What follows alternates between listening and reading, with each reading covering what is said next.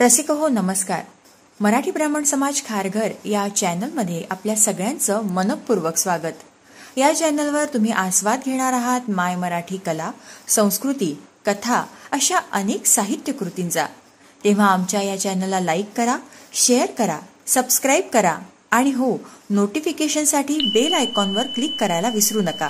आणि हा व्हिडिओ शेवटपर्यंत बघा. धन्यवाद.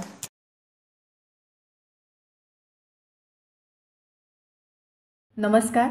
मराठी ब्राह्मण समाज खारघर आयोजित सखा पांडुरंग या उपक्रमात मी मैथिली देवदत्त पांडे आज तुकाराम महाराजांच्या गाथेतील ओवी क्रमांक 3285 या ओवीचं निरूपण करण्याचा एक छोटासा प्रयत्न करते आहे.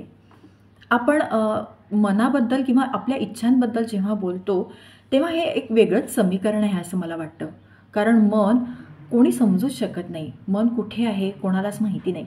पण कुठल्याही गोष्टीचा त्रास किंवा आनंद आपल्या मनाला होत असतो, आपल्या बुद्धीला नाही.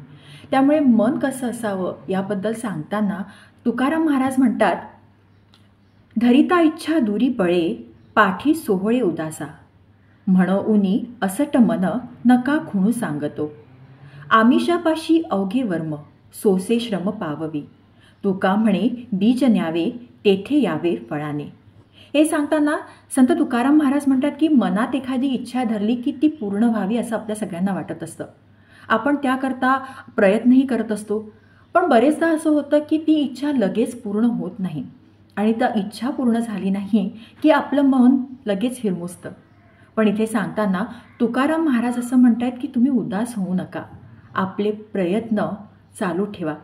कारण तुकाराम महाराज इथे म्हणतात की आमिष समोर असलं की आपले प्रयत्न वाढतात. आमिष म्हणजे इच्छा. आपण इच्छा जेव्हा समोर ठेवतो तेव्हा आपलं मन आपण त्याचा अधिकाधिक प्रयत्न करत असतो.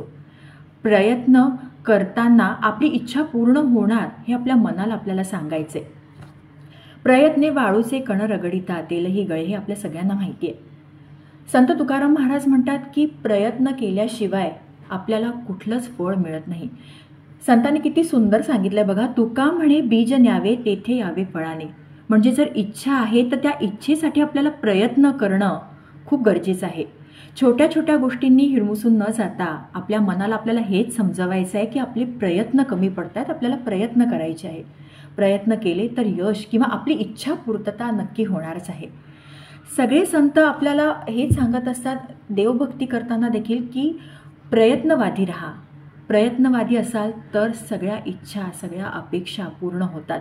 मग ते देवभक्ती असो, संसार मार्ग असो किंवा आपल्या मनातील कुठलीही इच्छा असो. इच्छा पूर्ण करायची असेल तर प्रयत्न करणं खूप आवश्यक आहे. धन्यवाद.